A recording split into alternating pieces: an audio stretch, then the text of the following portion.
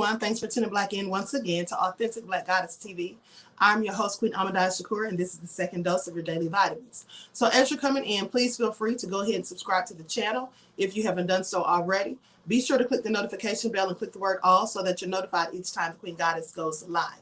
Also, don't forget to follow me on Instagram at QueenAShakur. And you can also follow me on Twitter at DGoddess27. And make sure you follow the QueenAShakur fan page on Instagram. All right, let's get into it. Hello, sweet great mom, Sherry, Trisha, The Conscious Room, C Mommy, Vince, I am from the UK, TP Judah, Nevermind 56, Drop, Louise. Shout out to everyone in the chat and everyone tuned into the Queen. So let's get into it. Yeah, listen to this.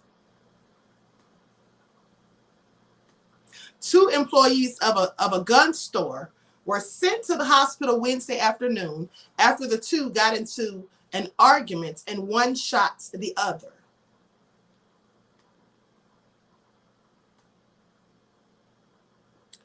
Now, this is so crazy. Hold on, I'm just gonna, let me see if I can pause that. Okay. So this happened in Duluth, Georgia. Why does all this nefariousness happen in Florida and Georgia, like I keep saying? Duluth police said 2 employees of a gun store were sent to the hospital Wednesday afternoon after the 2 got into an argument and one shot the other. Now, it happened shortly after 2:30 p.m. at the Gun Lobby store along Peachtree Industrial Boulevard. Investigators told Channel 2's Taisha Fernandez that an employee got into a fight with the store owner and shot the store owner in the arm. Well, they're going to jail, honey. I mean, was it really worth it? How stupid could it be? Officers said store employees immediately started giving medical aid to the store owner. The store owner was taken to the hospital in stable condition. The employee who is said to be the shooter was also taken to the hospital due to a heart issue. Police announced February the 2nd they had obtained an arrest warrant for Charles Collins, age 56, for aggravated assault in the incidents. It's so crazy. Let me share my screen and show you all the clip, the news clip. Fight for Black said that's Eastern Georgia.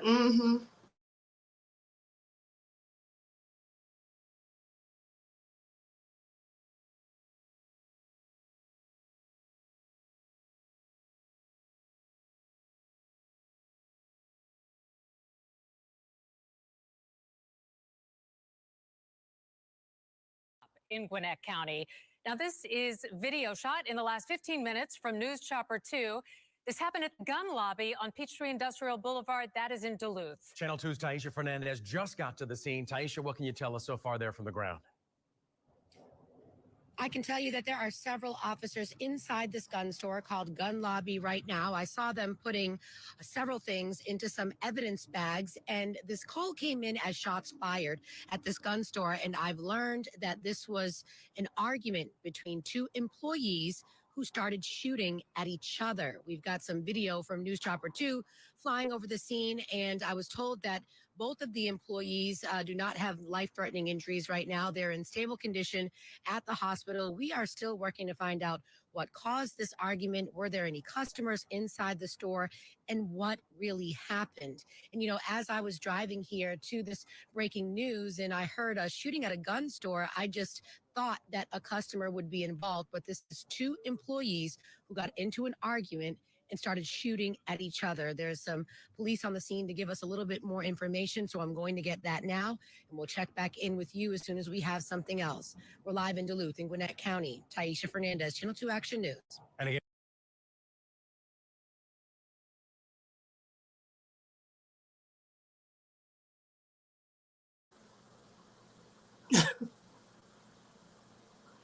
Dan Ruck said, put your damn guns down and fight like men. I mean, exactly. Right? I am just so over it. These people always want to pick up guns, honey. That's because they can't fight. All right? Now, I'm pretty sure those people that got involved in that were non-Black. Okay? Reason being is because and they didn't say the name of the person who did the shooting or whatever. And also, they didn't show either of their faces. I'm just saying. So anyway, that's clearly crazy. So now let's talk about this incident with the Minneapolis police who have killed this young black man by the name of Amir Locke.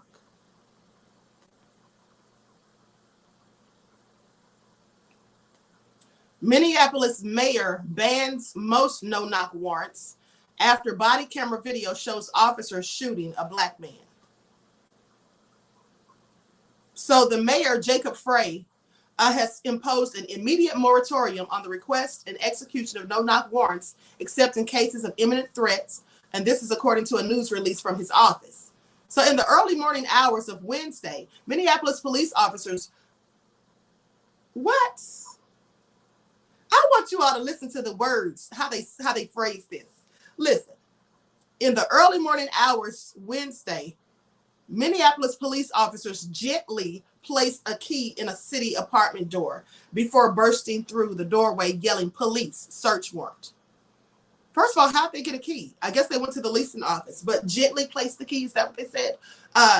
So anyway, according to body camera footage that was released on Thursday night. Now they say in the seconds that followed, a black man named Amir Locke, apparently asleep and shown to be holding a gun upon awakening, was shot and killed. Let me tell y'all something.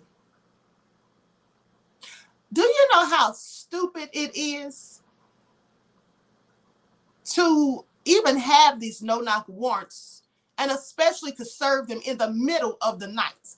Of course, people are asleep. I'm going to tell you like this. If I'm laying in my bed at night in the middle of the night asleep and someone unknown to me comes up in my house, I'm shooting first and asking questions later. And I'm shooting to kill. So at the end of the day, that's never a good idea, because the first instinct that anyone with common sense would have, if they wake up in the middle of the night and strange people are in their house, and you know sometimes you wake up groggy, you may not be fully awake or alert. So when people wake up in the middle of the night and someone's in their house, the first thing I'm going to think, or most people would think, is that it's a home invasion. That's exactly what most people would think, a home invasion. So of course, they're going to grab something to defend themselves. And this is just a way for the police to be able to kill you and just get away with it by having a BS excuse that you pulled a gun on them. What are you supposed to do when you wake up and you don't even know it's the police? Even if they shout police, what if you don't hear them? This is all so crazy. This is really getting on my last nerve. But anyway, let me continue. So let's say he grabbed a gun upon awakening. Police say that he was not named in any of the search warrants. So the warrant wasn't even for him. He wasn't even the target of their investigation. All right. But dead, nevertheless, pay attention. So he wasn't named in any of the search warrants prior to the entry. And attorneys for the man's family said he was in legal possession of his firearm, just like Kenneth Walker in the case of Breonna Taylor. Police said the warrant was connected to a homicide investigation. Now, the fatal shooting brings further scrutiny to the use of no-knock warrants and shines a spotlight on the police department that has faced criticism before. Hennepin County's attorney Mike Freeman announced on Friday that he asked Minnesota Attorney General Keith Ellison to join in his review of the shooting. He said, "We will be working with the Minnesota Bureau of Criminal Apprehension to ensure a thorough and complete evaluation. Thereafter, we will decide together based on the law and evidence whether criminal charges should be brought." Ellison is in a separate statement vowed to conduct a fair and thorough investigation, adding that Amir Locke's life mattered. He was only 22 years old and had his whole life ahead of him. This is really getting on my damn nerves. Okay, his family and friends must now live the rest of their lives without him. Honey, I'm not even going to tell you how I'll be feeling right about now if that was my son. Okay, so the governor, Tom Waltz, a Democrat, on Friday called for changes in the way search warrants are executed in the state. Locke's parents described their son as a law-abiding citizen who respected law enforcement, and community leaders and a gun rights shop demanded transparency and accountability in the case. Now, Waltz expressed his condolences in a statement. "Please miss me with it. That governor don't care. He doesn't care." Minnesota made strides, he says. Minnesota made strides last year, passing statewide restrictions on the use of no-knock warrants, he says, calling for additional changes to police policies and practices regarding the execution of search warrants. But the events leading to the death of Amir illustrate the need for further reform. In a virtual press conference with civil rights attorney Ben Crump, honey, Ben Crump, where does he come from? Like, seriously, Benjamin Crump and Lee Merritt, how do they get on the scene so quick? I think the police have them on speed dial. I told you all that before. So Benjamin Crump and other lawyers, Locke's parents described, they had a press conference, and Locke's parents described their son as an aspiring music industry figure who wanted to help young people. A mother should never have to see her child executed in that type of manner. That's what his mother, Karen Wells, said. Wells vowed to fight every day to ensure justice for her son. At a news conference later Friday, Wells called for the officer who shot him to be fired and prosecuted. So let's go to the footage. Like, this is really so annoying. At the end of the day, didn't they learn anything from the Breonna Taylor case? This just tells me that they don't give a damn. They really don't. They don't give a damn about killing Black people. They don't care if it's a legally obtained no-knock warrant like it was not in Breonna Taylor's case. They don't care if innocent people are in the house when they raid it and they kill an innocent person like they did that 7-year-old Black girl that time that was lying asleep on her grandmother's sofa. They don't care. And now they killed yet another innocent Black person who had nothing to do with their investigation, was in their mind in his own Black business, sleeping in his own bed. Let me share my screen. Everyone, please get the likes up. Please like and share. This is so draining mentally.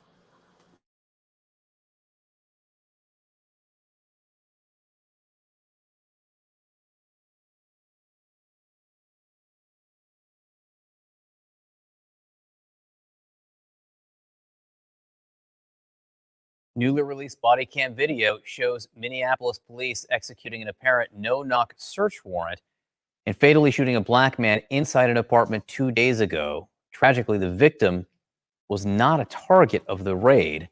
That's according to his attorneys. We should warn you, this video is disturbing. Police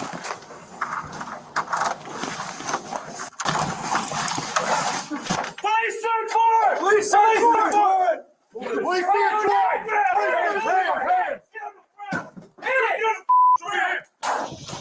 All right, we're going to have much more on this coming up. Omar Jimenez has been covering the story. He's got some new information for us on that. Yeah, and raising a lot of questions, too, about these no-knock warrants, right? We saw that play in the death of Breonna Taylor, and now this is raising questions as well. I do want to get now to Omar. We've been able to bring him in. Omar? Yep. So, John and Breonna, basically this happened in the early Wednesday morning hours, and the Minneapolis Police Department, they were executing a warrant for a homicide investigation tied to nearby St. Paul. But now the attorneys for the man, later identified as Amir Locke, tell us that he wasn't the target of the investigation, and the Minneapolis Police Department says his name never appeared on any of the search warrants. Now, regardless, Minneapolis police burst through this apartment and they appear to wake Locke up, who is seen in blankets, and a gun is seen. And it is in those moments that you hear gunshots ring out from officers. Take a listen to the interim police chief as she begins to try to explain the mentality in those moments.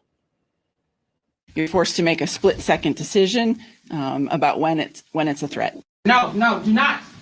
Okay, I'm not a threat. I don't have a gun.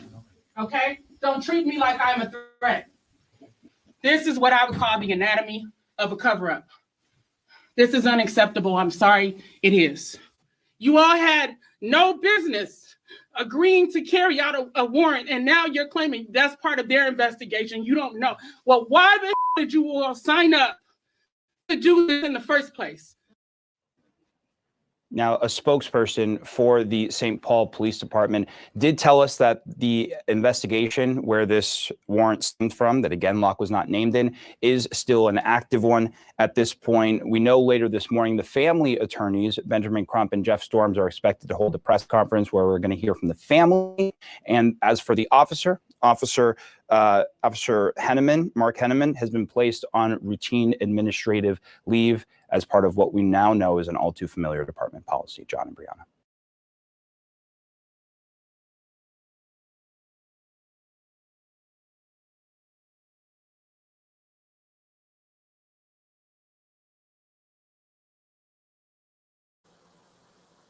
So that is just so darn crazy. That is really crazy.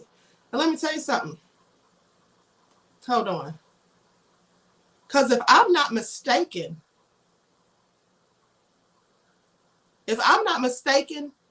she walked out of that press conference.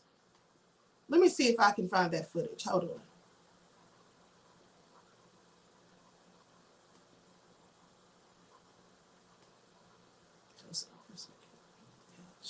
Hold on just a moment, people. Bear with me.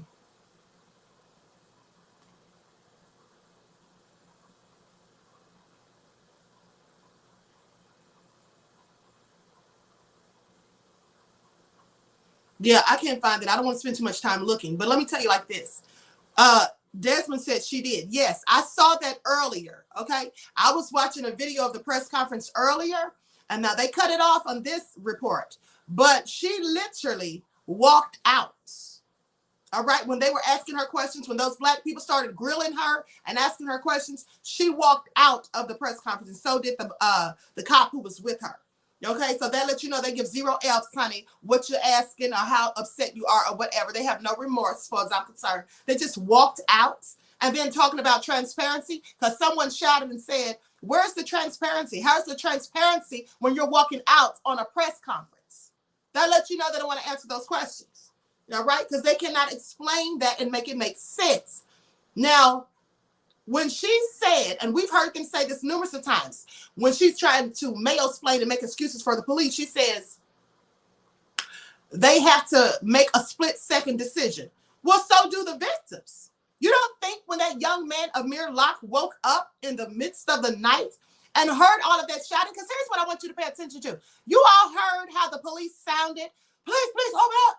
And all these different people shouting at one time, all these different cops, why don't they have one person designated to just say who they are and what they're there for? But all of them seemingly were shouting at the same time. That is chaos, confusion, and pandemonium meant to confuse you. Because how can you understand or decipher what is being said or who's saying it when you hear multiple voices? The first instinct would be to get up and try to defend yourself, because you would instinctively think someone's broken in. That's just what anybody with common sense would think. Okay? Yes, he's saying they do it on purpose. Yes, Odd Negroes official trained assassins. Absolutely. That's deplorable. I mean, just the way they came in with all that yelling, I can understand what they were saying, and I'm wide awake. So do you think in the middle of the night, waking you up out of a deep sleep, right? And they usually serve these warrants after midnight. And you all know that between the hours of 2 a.m. and 7 a.m., you're in your deepest sleep, usually in your state of REM, right? Which puts you in a deep state of sleep. So I'm just saying, waking up from that to hear all of this chaotic stuff going on in your house, what else would you think besides someone is there to harm you? Anyway, Vince I Am said they shot him real quick. Yes, they did. They did. And here's the thing. They have the ups on you already, right? It's not like they're in imminent danger when they come in there with those warrants. You are, because they already have the ups on you from the jump, because they come in wide awake, you're asleep, and they 9 times out of 10 know you're going to be asleep, because they've been sitting outside watching the house like they did with Breonna Taylor for hours. And when they see all the lights go off and the TV turn off, as they did with Breonna Taylor, they know the person is likely asleep. They're wide awake. There's multiple of them with multiple guns, and they've already got their guns drawn. So even if you do wake up in the midst of the night, when you hear them and you assume it's a home invasion or whatever, even if you're able to grab anything, you're scarcely going to be able to do something before they can. So you just end up dead, and that's just how it goes. Now let's see what happens, because I told you all before, when that white couple who was in their home and they were raided with a no-knock warrant, and it was a black and a Hispanic cop that did the shooting and killed them, these people got into a shootout with them because those people pulled their guns too. I mean, I don't blame them because they didn't know what was going on, apparently. But pay attention. Those 2 cops, they're in prison. The black and the Hispanic cop that killed those white people in a no-knock warrant, they are in prison. So is justice really for everybody? Is it equal? Is justice really blind? No, the hell it's not. They're full of shite. Okay? Please. I hate the racists in this country. I don't hate this country, but I hate the racist devils in it. So anyway, no-knock murderer, says he said, absolutely, absolutely. So anyway, at this point, I mean, This stuff is not going to cease, you know. And then the governor sitting there talking about, you know, they need to have new reform and policies. Miss me with it. If that was the case, all of these police departments who engage in using no-knock warrants, they should have changed their policies after the incident with Breonna Taylor. And that's just a fact. But have they? No. So they can just keep that, you know, I don't believe any of the BS. Carmen says, exactly, Queen, it's done on purpose. I absolutely believe it. I absolutely believe it. Garrett says they used the key and snuck in. Yes, absolutely. Absolutely. So anyway, it's just all crazy. I'm going to conclude this broadcast. Everyone, please like and share. Subscribe to the channel if you haven't done so already. Be sure to click that notification bell and click the word all. Listen, I'm going live on the original Queen QueenAShakur channel at 7:15. So I hope to see you all in that chat. And we're going to talk about Black Lives Matter because once again, their finances have come under scrutiny. Now, I told you all that I dropped receipts on them last February on the 22nd, February the 22nd, 2021. And then on February the 23rd of 2021, Black Lives Matter came out and started talking about their finances.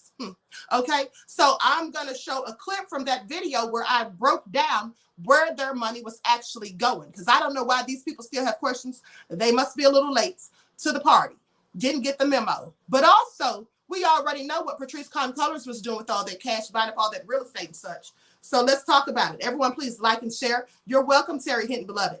Everyone, please like and share. Subscribe to the channel if you haven't done so. And I hope to see you in the next chat. Peace.